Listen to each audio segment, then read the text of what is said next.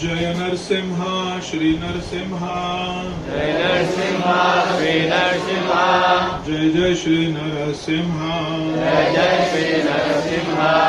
प्रहलादेश जय पद्मा, प्रहलादेश जय पद्मा, मुख पद्म भृंग, मुख पद्म भृंग, उग्रं वीरं महाविष्णु, उग्रं वीरं महाविष्णु, ज्वलन्तं सर्वतोमुखं, ज्वलन्तं सर्वतोमुखं, नरसिंहं भीषणं भद्रं, नरसिंहं भीषणं भद्रं, मृत्युं नमाम्यहम्। मृत्युं नमाम्यहम्।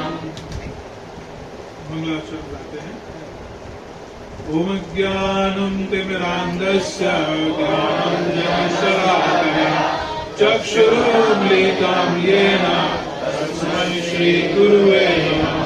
श्रीचैतन्यमनोभीष्टं स्थापितं येन भूतले स्वयं रूप कदा मह्यं ददाति स्वपदान्तिकम्। वन्देऽहं श्रीगुरु श्रीयुतपदकमलं श्रीगुरून् वैष्णवांश्च श्रीरूपं साग्रजातं सहगणरघुनाथं सजीवं साद्वैतं सावधूतं परिजनसहितं कृष्णचैतन्यदेवं श्रीराधा कृष्णपादान् सहगणललिता श्रीविशाखान्वितांश्च। नमो ॐ विष्णुपादाय कृष्णपृष्ठाय भूतले श्रीमते भक्तिवेदान्त स्वामीति नामिने। नमस्ते सरस्वती देवी गौरवाणी प्रचारिणे निर्विशेष शून्यवादी पाश्चात्यदेशतारिणे। नमो विष्णुपादाय कृष्णपृष्ठाय भूतले श्रीमते भक्ति सिद्धांत सरस्वती नामिने। श्री वार्षभानवी देवी दयिताय कृपावद्ये कृष्ण संबंध विज्ञान दायिने प्रभवे नमः। माधुर्य जल प्रेमाड श्री रूपानुगा भक्तिदा श्री गौर करुणा शक्ति विग्रहाय नमस्तुते। नमस्ते गौरवाणी श्री मूर्ते दिन तारिणे श्री रूपानुगा विरुद्धाप सिद्धांत द्वांतहारिणे। नमः गौर किशोराय साक्षात् वैराग्य मूर्ते विप्रलंब रसाम्बोधे पादाम्बुजाय ते नमः। नमो भक्ति विनोदाय सचिदानंद नामिने गौर शक्ति स्वरूपाय रूपानुगावराय दे। गौरार्विवं भूमेस्त्वं निर्दिष्ट सज्जन प्रिय वैष्णव सार्वभौम श्री जगन्नाथाय ते नमः। वाञ्छाकल्पतरुभ्यश्च कृपा सिन्धुभ्येव च पतितानां पावनेभ्यो वैष्णवेभ्यो नमो नमः। नमो महावदनाय कृष्णप्रेमप्रदायते कृष्णाय कृष्णचैतन्य नाम्ने गौरत्रिसे नमः। पंचतत्त्वाकं कृष्णं भक्तरूपस्वरूपकं भक्तावतारं भक्ताख्यं नमामि भक्तिशक्तिकम्। जय श्री कृष्ण चैतन्य प्रभु नित्यानंद श्री अद्वैत गदाधर श्रीवासादि गौर भक्तवृंद। संकर्षण कारण दोषाय गर्भदशाय च भयोदशाय शेषस्य स्वाम सकलास नित्यानंदाख्यराम शरणं ममास्तु। नित्यानंद नमस्तुभ्यं प्रेमानंद प्रदाय कलो कल्मषनाशाय जानवापतये नमः। नमो महावदनाय कृष्ण प्रेम प्रदायते कृष्णाय कृष्ण चैतन्य नाम्ने गौरत्रिसे नमः। नमस्ते हलग्राम नमस्ते मूषलायुध नमस्ते रेवती कांत नमस्ते भक्तवत्सल नमस्ते बलिनाम श्रेष्ठ नमस्ते धरणीधर प्रलंबारे नमस्ते त्राहि मां कृष्ण पूर्वज। हे कृष्णा करुणा सिंधु दीनबंधो जगत्पते गोपेश गोपिका कांत राधा कांत नमस्ते। जयतां सूरतो पांगो मर्म मंद मते गति मत्सर्वस्व पदांबुजो राधा मदन मोहनो दिव्य वृंदावन कल्पद्रुमाग श्रीमद रत्नागार सिंहासनस्थो श्रीमद राधा श्री गोविंद देवो प्रेष्ठालय सेवमानो स्मरामि। श्रीमान रास सारंभे वंशी वटस्थित कर्षणेश्वर गोपीनाथ श्रेष्ठ तप्त कांचन गौरांगी राधे वृंदावने परमेश्वरी वृषभानुसुते देवी प्रणमामि हरिप्रिये। जय श्री कृष्ण चैतन्य प्रभु नित्यानंद श्री अद्वैत गदाधर शिवासादि गौर भक्त वृंद। हरे कृष्णा कृष्णा कृष्णा हरे हरे, हरे राम राम राम हरे हरे।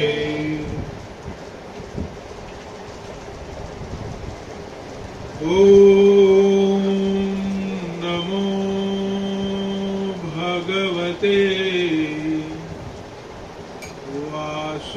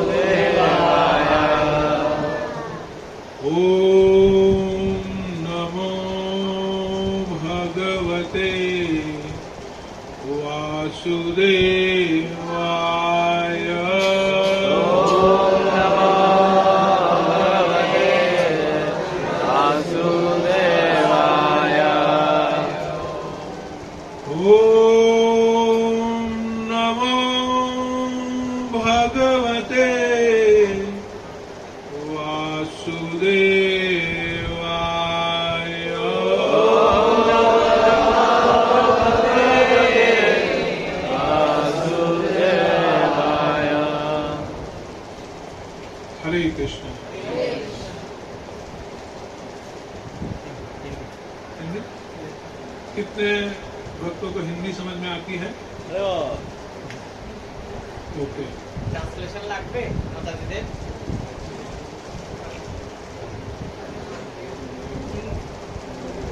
হিন্দি যেহেতু সবাই সিনেমা নাটক অনেকে দেখেছেন বা দেখেন, সবাই যেহেতু জানেন, সেহেতু আশা করি ট্রান্সলেশনের প্রয়োজন নেই।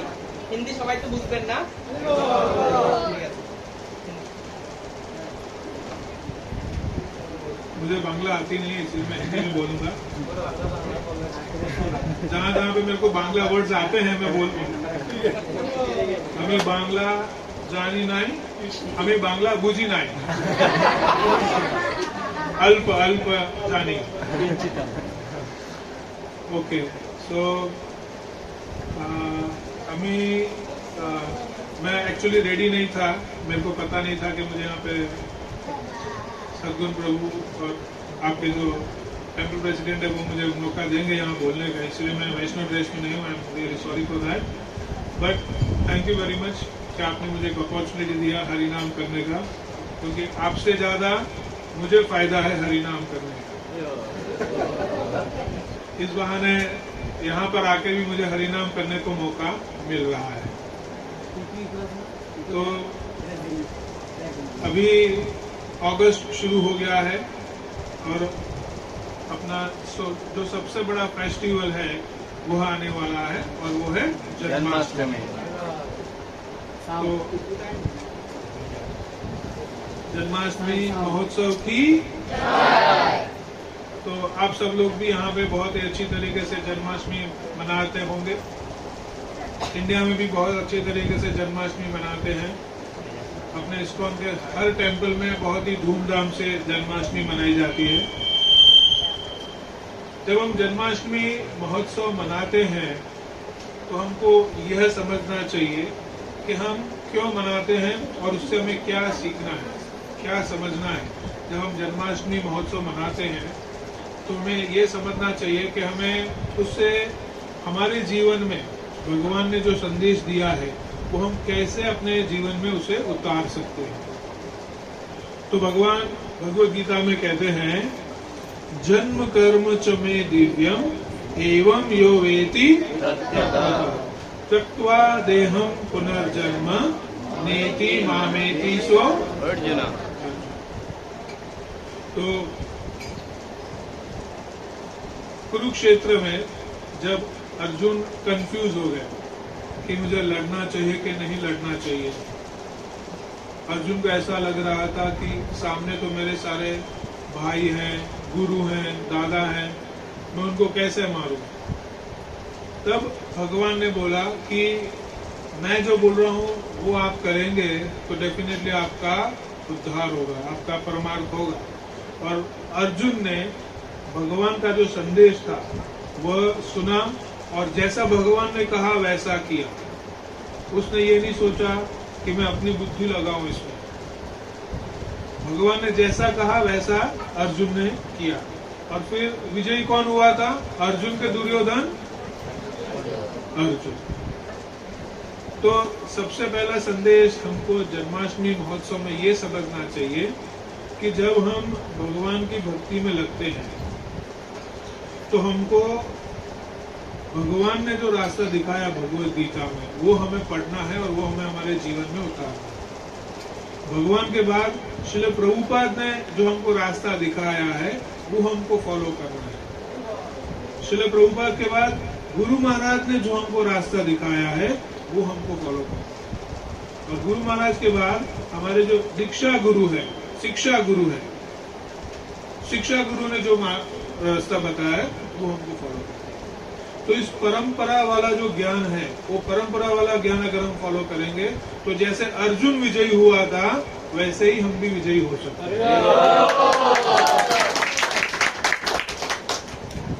यहाँ पे मैं देख रहा हूँ काफी लोग, कोई स्कूल में जाता होगा, कोई कॉलेज में जाता होगा, कोई काम करने के जाता होगा, माताएं घर में सेवा करती होंगी। तो हर कोई अलग अलग युद्ध लड़ रहा है। कोई स्कूल में युद्ध लड़ रहा है, कोई कॉलेज में युद्ध लड़ रहा है, कोई जॉब में युद्ध लड़ रहा है, कोई घर में युद्ध लड़ रहा है। सब लोग अलग अलग युद्ध लड़ रहे हैं। और इस युद्ध में अगर हमको विजयी बनना है तो हमको डेफिनेटली भगवान की शरण की जरूरत पड़ेगी, प्रभुपाद के शरण की जरूरत पड़ेगी, गुरु महाराज के शरण की जरूरत पड़ेगी। तो यहाँ पर हम देखते हैं इस जो श्लोक है जो मैंने आपको बताया, जन्म कर्म च मे दिव्यम एवं यो वेति तत्वतः त्वक्त्वा देहम पुनर्जन्म नेति मामेति सो अर्जुन। इसका भावार्थ ये है, भगवान कहते हैं अर्जुन को, हे अर्जुन, जो मेरे आविर्भाव तथा कर्मों की दिव्य प्रकृति को जानता है वह इस शरीर को छोड़ने पर इस भौतिक संसार में पुनः जन्म नहीं लेता, अपितु मेरे सनातन धाम को प्राप्त करता है। तो यह बहुत ही अद्भुत श्लोक है और इसका जो भावार्थ है वो भी अद्भुत है। अगर हम देखें इस श्लोक में कौन से वर्ड्स हैं जो हमें ध्यान से समझने चाहिए, सोचने चाहिए कि इसका अर्थ क्या होता है। तो सबसे पहले है आविर्भाव। भगवान क्या कहते हैं? मेरे आविर्भाव को समझना। ज्यादा कुछ समझने की जरूरत ही नहीं है। अगर हम भगवान का आविर्भाव समझेंगे तो भी मुक्त हो जाएंगे। जन्माष्टमी के दिन हमको क्या करना है? बस भगवान की सेवा करनी है।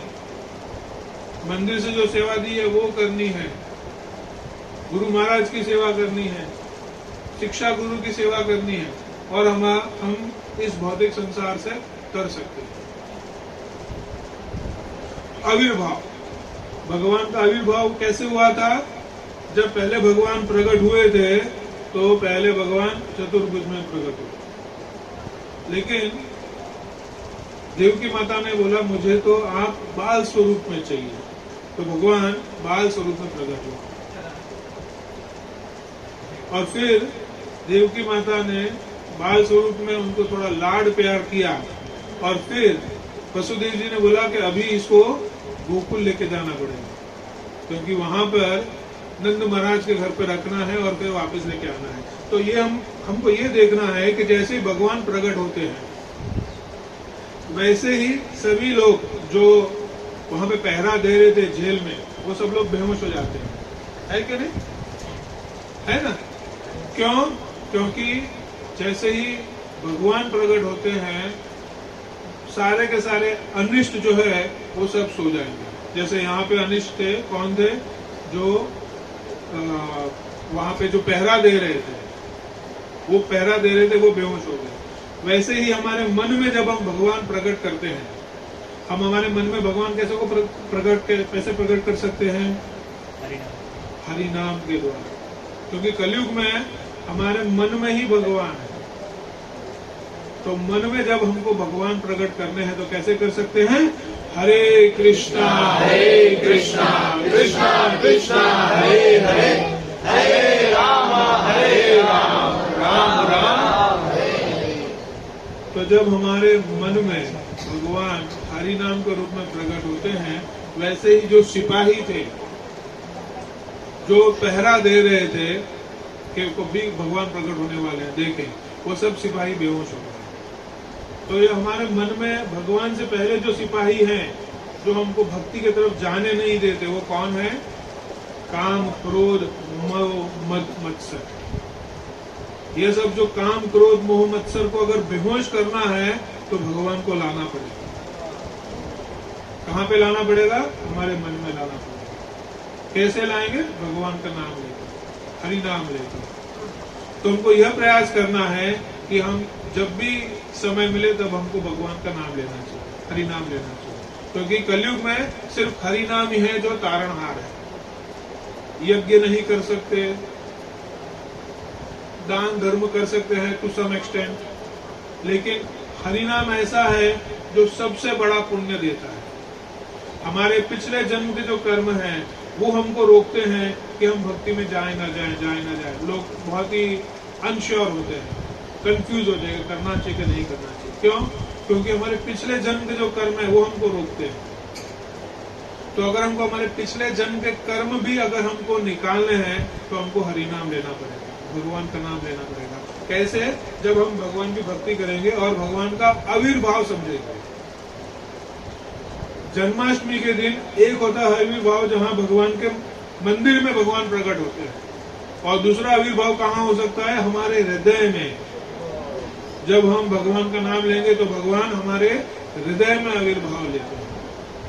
तो ऐसे जैसे ही भगवान प्रकट हुए तो ये काम, क्रोध, मद, मोह सब जो है वो सब चला जाता है। और इसके बाद हम देखते हैं कि वसुदेव महाराज लेके जाते हैं नंद महाराज के पास। नंद महाराज के पास लेकर जाते हैं और वहां पे यशोदा माता थी नंद भवन में, तो भगवान को रखते हैं और किसको लेकर आते हैं? योग माया को। योग माया को लेकर आते हैं और फिर हम देखते हैं जब कारागार में पहुंचते हैं तो जैसे योग माया आती है सब सिपाही वापस जाग जाते हैं ना। तो जहां माया है वहां आपके काम, क्रोध, मोह, मद, मत्सर सब कुछ है, और जहां माया नहीं है और जहां भगवान है तो वहां पे ये सब सो जाते हैं। तो हमको कौन चाहिए? भगवान चाहिए कि माया चाहिए? भगवान चाहिए। तो जब हम हमारे मुख से भगवान का नाम लेते हैं तो भगवान हमारे जीवा में प्रकट होते हैं, हमारे हृदय में प्रकट होते हैं, और यह जो काम, क्रोध, मोह, मत्सर है वो सब सो जाते हैं। तो जैसे ही माया को लेकर आए, सभी सिपाही ने जाके कंस को कहा कि वो आ गए हैं और उनका जन्म हो गया है, आइए आप। जैसे ही कंस महाराज आते हैं और उसको माया को लेकर पटकना चाहते हैं तो माया प्रकट हो जाती है और कहती है तुम मुझे क्या मारेगा, तेरे को मारने वाला तो पहले से प्रकट हो चुका है। तो ऐसे ही हमको बहुत ही ध्यान से भगवान के आविर्भाव की लीला समझने की जरूरत है, क्योंकि अगर हम भगवान की प्रकट होने की लीला समझेंगे, बाहर की हम अगर लीला समझेंगे तो हम अंदर की लीला समझ पाएंगे। दूसरा है भगवान के कर्म। एक हो गया भगवान का आविर्भाव और दूसरा हो गया भगवान के कर्म। तो हम देखते हैं कि भगवान ने 4 प्रमुख स्थानों में लीला की। एक था वृंदावन, बोलो वृंदावन धाम की, दूसरा मथुरा, बोलो मथुरा धाम की, हस्तिनापुर और द्वारका, द्वारका धाम की। तो ये 4 जगह पे भगवान ने लीला की। वृंदावन में कौन सी लीला की? वृंदावन में भगवान चोर बन गए। क्या बन गए? चोर। अभी अगर हम चोरी करेंगे तो कोई क्या करेगा? मारेगा। लेकिन जब भगवान चोर बनते हैं तो भगवान को कोई मारता नहीं है, भगवान को और बोलता है और चोरी करो। क्यों? क्योंकि गोपियां चाहती थी कि जो वो मक्खन बनाती हैं वो भगवान चोरी करें, इसीलिए वो स्पेशल मटकी बना के रख देती कि भगवान उनके घर पे जाएं और चोरी करें। क्यों? क्योंकि ये जो मक्खन है वो गोपियों का हृदय है। भगवान सिर्फ मक्खन नहीं चोरी करते हैं, भगवान गोपियों का हृदय भी उसके साथ चोरी कर लेते हैं। क्यों? क्योंकि गोपियां पूरे हृदय से वो मक्खन बनाती थी, अपना पूरा हृदय डालकर वो मक्खन बनाती थी। तो जैसे ही मक्खन चोरी होता था, उसके साथ गोपियों का हृदय भी चोरी हो जाता। तो हमको भी गोपी भाव तो बहुत ऊंचा भाव है, लेकिन कोशिश करनी है। हमको भी भगवान की सेवा के लिए गोपी भाव थोड़ा थोड़ा आना चाहिए। कैसे आना चाहिए? हमको भी जो भी हम सेवा करते हैं वो कैसे होना चाहिए? हृदय से होना चाहिए। अगर हम जो भी सेवा करेंगे हृदय से करेंगे तो भगवान उसको एक्सेप्ट करेंगे, उसको ग्रहण करेंगे। अगर हम सिर्फ मैकेनिकल सेवा करेंगे तो नहीं मजा है कि नहीं? जैसे गोपियों ने पूरा हृदय से मक्खन बनाया और भगवान की सेवा में अर्पण किया, वैसे ही हम भी जब भगवान के लिए भोग बनाते हैं तो हमको हमारा सारा हृदय डाल देना है कि हम जो भी बना रहे हैं वो भगवान के लिए बना रहे हैं और भगवान को अर्पण करते हैं। और जब भगवान को ग्रहण करते हैं तो भोग के साथ क्या हो जाता है? प्रसाद।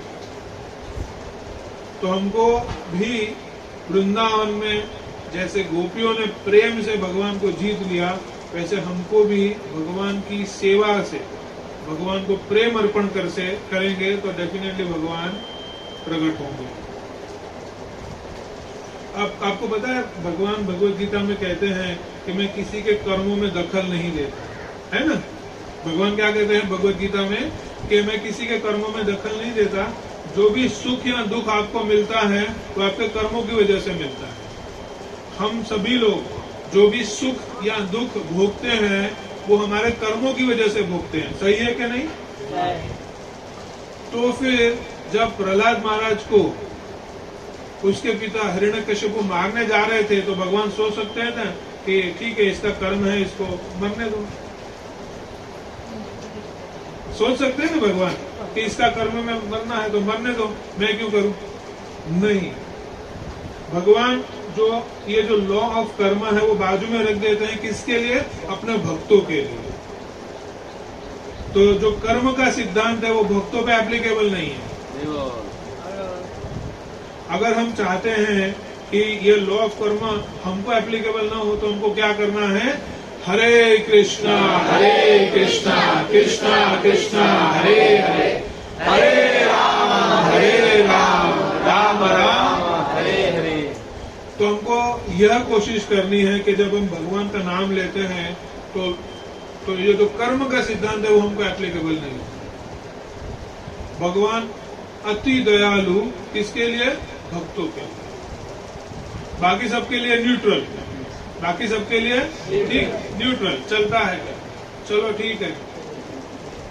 लेकिन भक्तों के लिए अति दयालु, अति कृपालु, अति प्रेम में। तो वृंदावन में भगवान ने चोरी की, भगवान ने गोपियों के साथ इतनी प्रेम भरी लीलाएं की। क्यों? क्योंकि जितने भी वृंदावन में गोप और गोपी दोनों थे, सबका मन में हमेशा क्या चलता था कि हम आज कृष्ण के दर्शन करेंगे, हम कृष्ण की सेवा करेंगे। जितने भी गोप थे वो कृष्ण के साथ खेलना चाहते थे, कृष्ण के साथ कोई ना कोई लीला करना चाहते थे, कोई ना कोई सेवा करना चाहते थे। तो हमको भी भक्त बनना है। कैसा भक्त बनना है? प्रेमी भक्त बनना है। कैसा? प्रेमी भक्त बनना।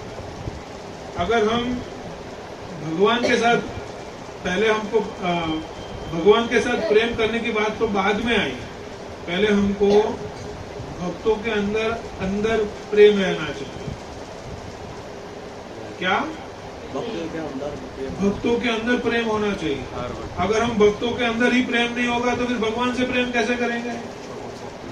है कि नहीं? तो हमको पहले भक्तों के साथ प्रेम करना सीखना है, उसके बाद भगवान के साथ ऑटोमेटिक प्रेम हो जाएगा। क्योंकि भगवान ये देखते हैं कि जो मेरे भक्तों को प्रेम करता है उसको मैं ऑटोमेटिक प्रेम करूंगा। तो हमको भगवान को प्रेम करने की जरूरत नहीं है, हमको भक्तों के साथ प्रेम करने की जरूरत है, भक्तों की सेवा करने की जरूरत है। क्योंकि भगवान क्यों प्रकट हुए प्रहलाद महाराज के लिए? क्योंकि उसके भक्त को तकलीफ होने वाली थी, इसलिए भगवान प्रकट हुए। वैसे ही जब हम भक्तों की सेवा करते हैं, भगवान भक्तों के साथ प्रेम करते हैं, तो भगवान ऑटोमेटिक प्रसन्न हो जाते हैं। दूसरा हमने देखा मथुरा में भगवान ने लीला की। तो मथुरा में भी भगवान ने क्या किया?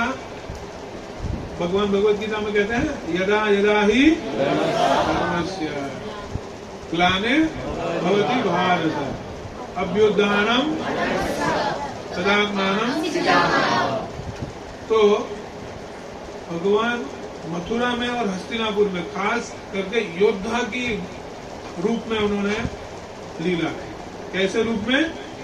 योद्धा के रूप में। कहीं पे उन्होंने कंस का वध किया, कहीं पे उन्होंने कोई वध नहीं किया, सिर्फ अर्जुन के सारथी बन गए। अर्जुन के सारथी बनने की रोल में उन्होंने पूरा का पूरा कुरुक्षेत्र का युद्ध खेल दिया। तो जैसे भगवान ने अधर्म के सामने योद्धा की तरह सारे अधर्म को मिटा दिया, वैसे ही कलयुग में भगवान जो है हरिनाम के रूप में आते हैं और सारा अधर्म मिटाते हैं।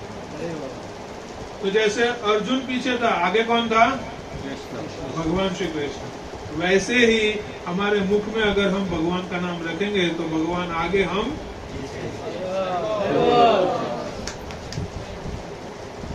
तो फिर हमारी रक्षा की जिम्मेदारी किसके पास है? भगवान के पास। आपको पता है ना कि भी जैसे हम देखते हैं यहाँ पे बाहर निकलेंगे तो कुत्ता होता है ना, कुत्ता को क्या बोलते हैं? कुकू। ओके, तो अगर हम बाहर निकलेंगे तो कुकू क्या करते हैं? पत्थर मारते हैं ना, भाग करके पत्थर मारते हैं। क्यों? क्योंकि वो आवारा घूम रहा है। लेकिन कोई कुकू के गले में बेल्ट होगा तो उसको कोई मारेगा? क्योंकि पता है कि हम अगर उसको मारेगा तो उसका मालिक हमको आके बोलेगा क्यों इसको मारा, है कि नहीं? तो जिस कुकू का मालिक है उसको कोई टेंशन नहीं है, क्योंकि उसको पता है कि उसका मालिक उसका रक्षण करेगा। वैसे ही हमको भी भगवान का कुकू बनने का है। क्या करना है? अगर हम भगवान के कुकू बनेंगे तो हमारी जिम्मेदारी कौन लेगा?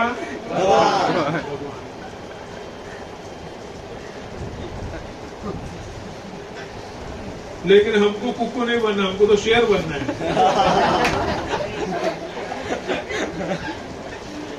और माताओं को शेर नहीं बनना है।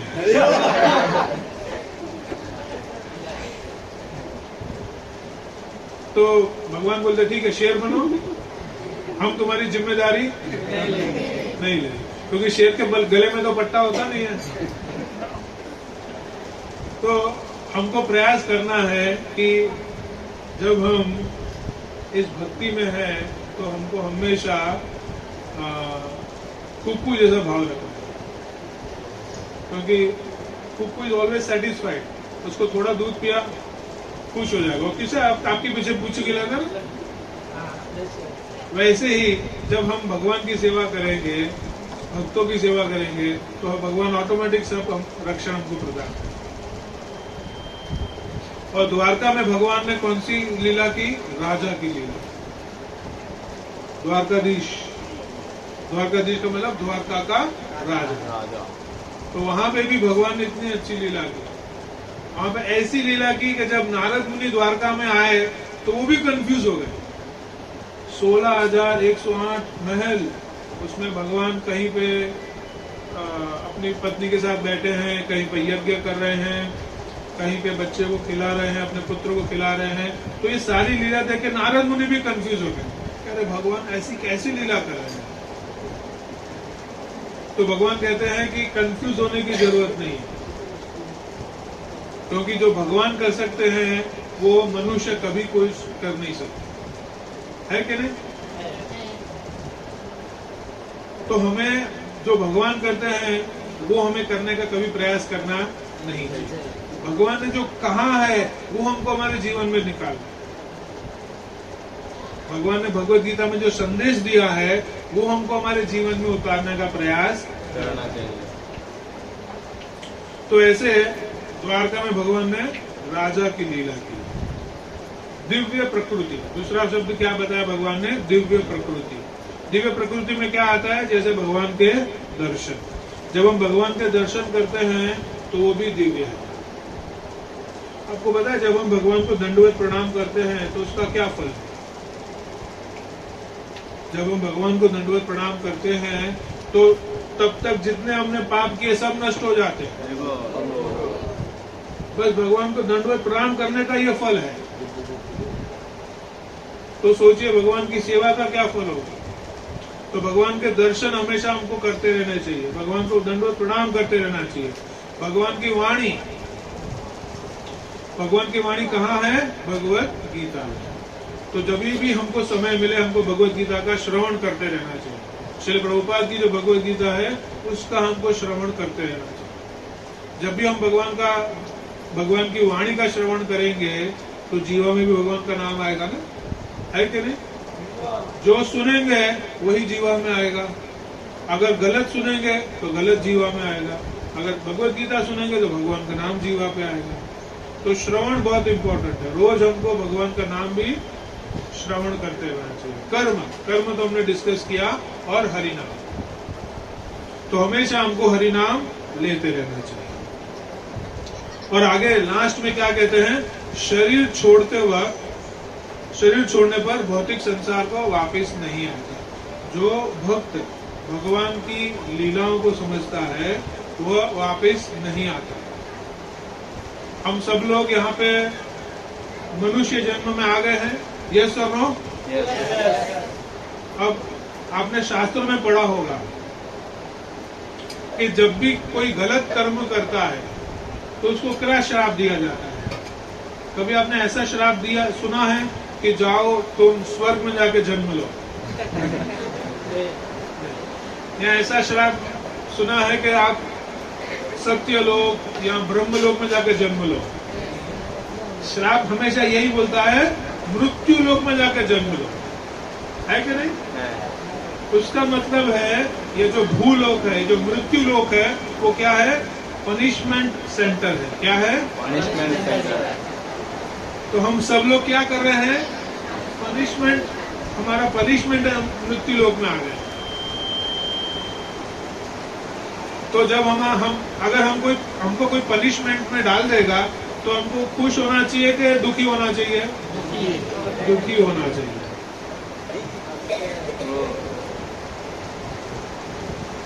तो हमको जब हम कोई जेल में होता है तो वो सुखी होता है कि दुखी होता है? दुखी होता है। लेकिन अगर कोई जेल में भी सुख ढूंढेगा तो क्या सोचेगा? नहीं मिलेगा। जेल में सुख मिल सकता है? नहीं मिल सकता।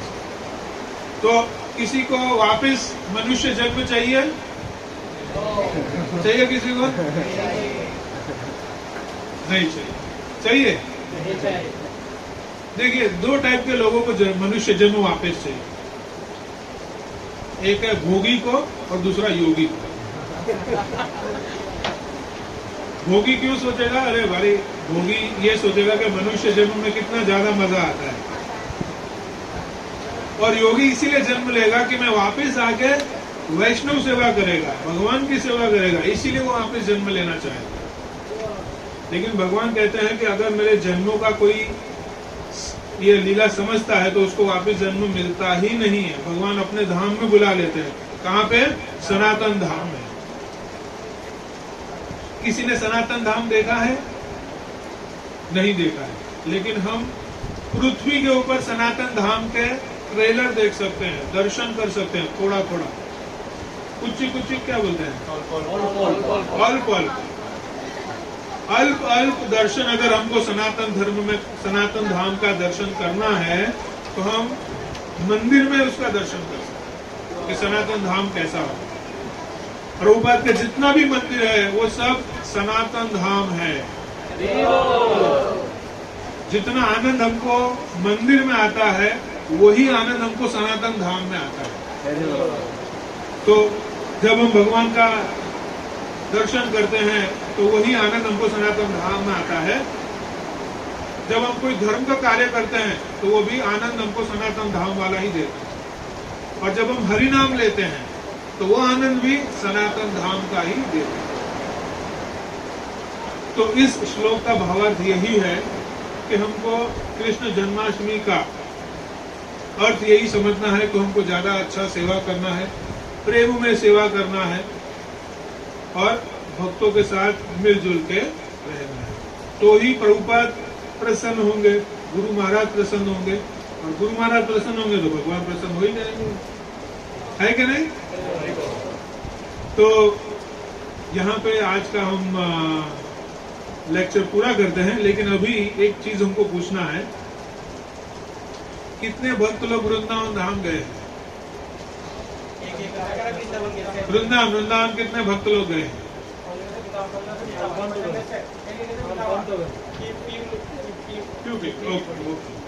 ठीक है। तो जो भक्त लोग वृंदावन धाम नहीं गए हैं वो लोग आप नेट पे तो देखते ही होंगे फोटोग्राफ, लेकिन हमने भी एक छोटा सा बनाया है जिसमें हम भगवान का नाम लेते लेते दर्शन कर सकते हैं। जो जो वृंदावन धाम के दर्शन है आप करना चाहेंगे? तो आइए हम थोड़ा कीर्तन करते हैं, कीर्तन के साथ भगवान के धाम का दर्शन भी करते हैं।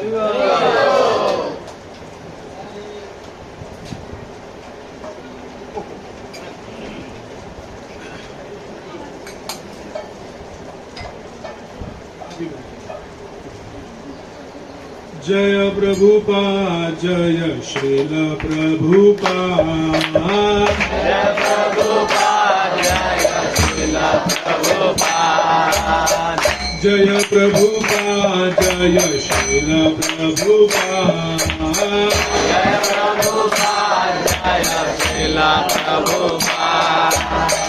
प्रभुपाद, जय प्रभुपाद, जय श्रील प्रभुपाद, जय प्रभुपाद, जय श्रील प्रभुपाद, जय गुरुदेव, जय श्रील गुरुदेव, जय गुरुदेव, जय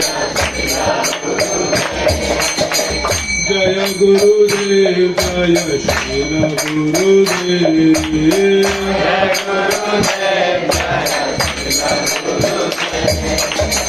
जय गुरुदेव, जय श्रील गुरुदेव, जय गुरुदेव, जय श्रील गुरुदेव, जय गुरुदेव, जय श्रील गुरुदेव, जय गुरुदेव, ओम नमो भगवते वासुदेवाय,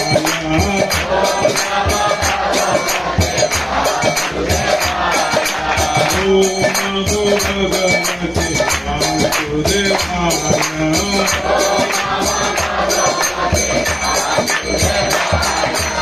ओम नमो भगवते वासुदेवाय, भगवते वासुदेवाय, ओम नमो भगवते वासुदेवाय,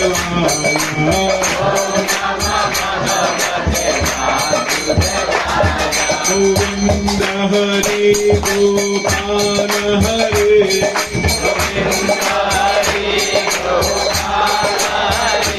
बोलो जय जय दीन दयाल हरे,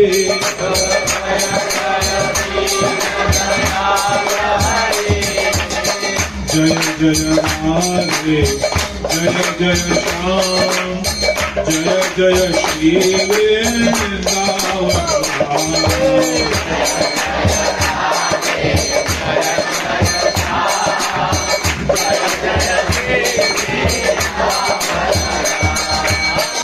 श्याम कुंड पे राधे कृष्णा, राधा कुंड पे राधे कृष्णा,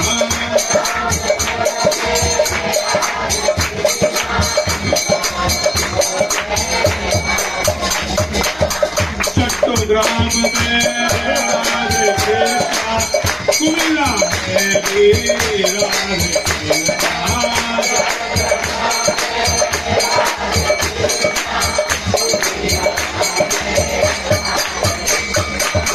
आपके घर में राधे कृष्णा, हम सबके घर में राधे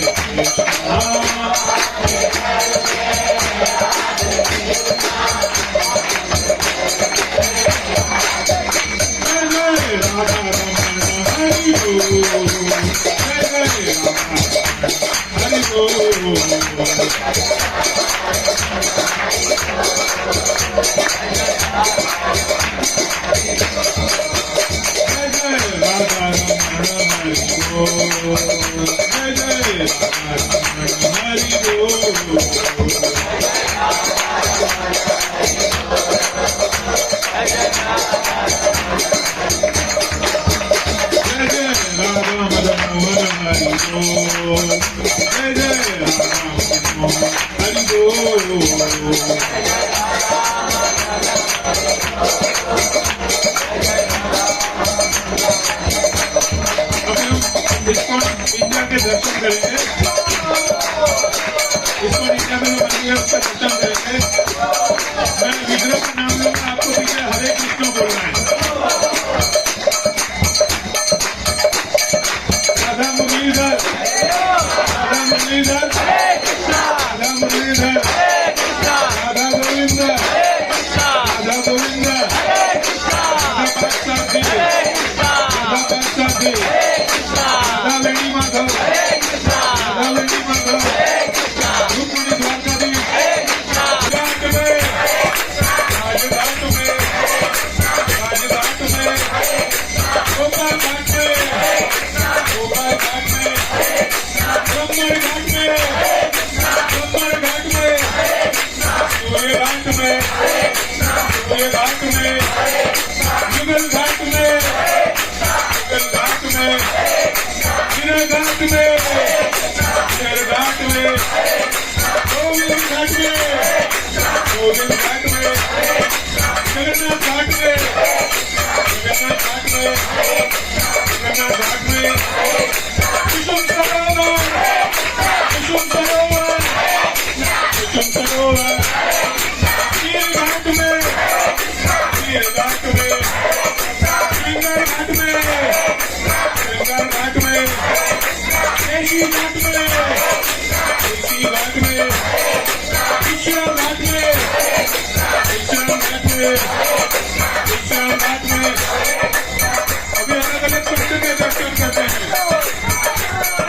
विमल कुंड में, विमल कुंड में, ब्रह्म कुंड में, ब्रह्म कुंड में, सूर्य कुंड में, सूर्य कुंड में, सूर्य कुंड में, सुरभि कुंड में, सुरभि कुंड में, गंगा कुंड में, गंगा कुंड में, रुद्र कुंड में, रुद्र कुंड में, रुद्र कुंड में, उद्धव कुंड में, उद्धव कुंड में, नारद कुंड में, नारद कुंड में, नारद कुंड में, नारद कुंड में, संकर्षण कुंड में, संकर्षण कुंड में, युगल कुंड में, युगल कुंड में, युगल कुंड में। ये जो कुंड आप देख रहे हैं, राधा कुंड, श्याम कुंड एक साथ। अरे युगल कुंड में, युगल कुंड में, इंद्र कुंड में, इंद्र कुंड में, गोविंद कुंड में, गोविंद कुंड में, रावत कुंड में, रावत कुंड में, अप्सरा कुंड में, अप्सरा कुंड में, विमल कुंड में, विमल कुंड में, विमल कुंड में। अभी हिंदुस्तान में भगवान का अलग अलग दर्शन। आके बिहारी, आके बिहारी, आके बिहारी, राधा दामोदर, राधा दामोदर, राधा मदन मोहन, राधा मदन मोहन, गोपीनाथ जी, गोपीनाथ जी, गोपीनाथ जी, राधा विनोद जी, राधा विनोद जी, राधा विनोद जी, साक्षी गोपाल जी, साक्षी गोपाल जी, राधा माधव जी, राधा माधव जी, राधा वल्लभ जी, राधा वल्लभ जी, युगल किशोर जी, युगल किशोर जी, राधा रमन जी, अष्ट सखी जी, अष्ट सखी सपीजे अस्तु सपीजे कृष्ण बलराम जी कृष्ण बलराम जी कृष्ण बलराम जी राधा गोकुलाना राधा श्याम सुंदर राधा श्याम सुंदर राधा श्याम सुंदर राधा गोविंद जी राधा गोविंद जी राधा गोविंद जी गोवर्धन परिक्रमा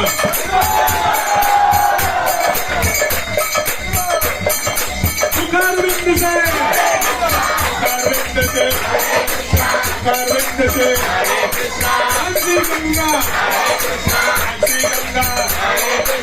हंसी गंगा से कान घाटी में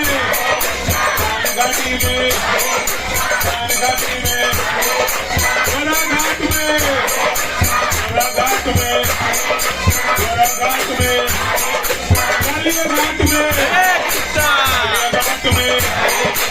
कालिया घाट में हरे कृष्णा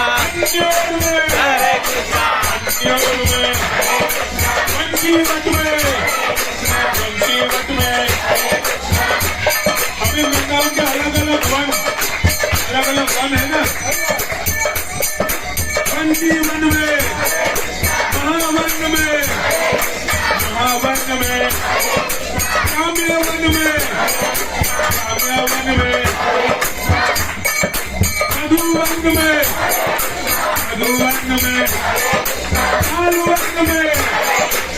आलुवन में कुमुदवन में भांडीवन में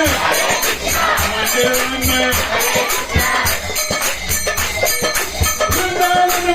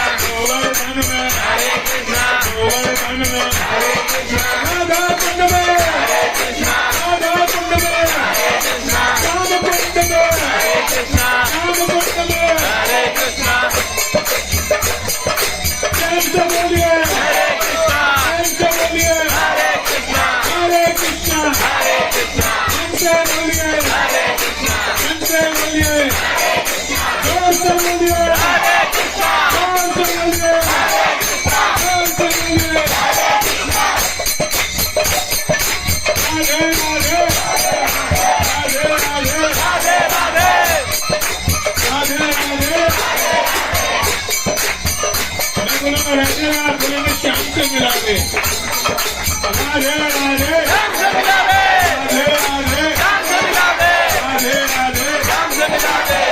मिला दे राधे श्याम से मिला दे श्याम से मिला दे श्याम से मिला दे श्याम से मिला दे राधे राधे श्याम से मिला दे श्याम से मिला दे श्याम से मिला दे हरे कृष्णा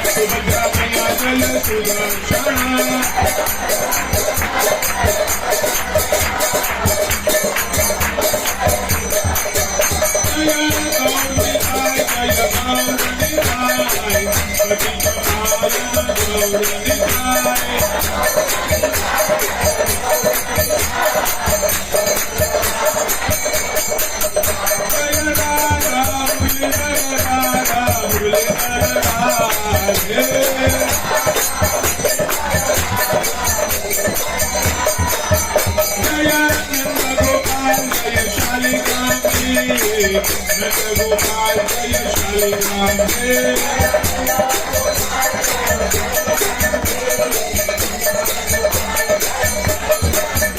जय जय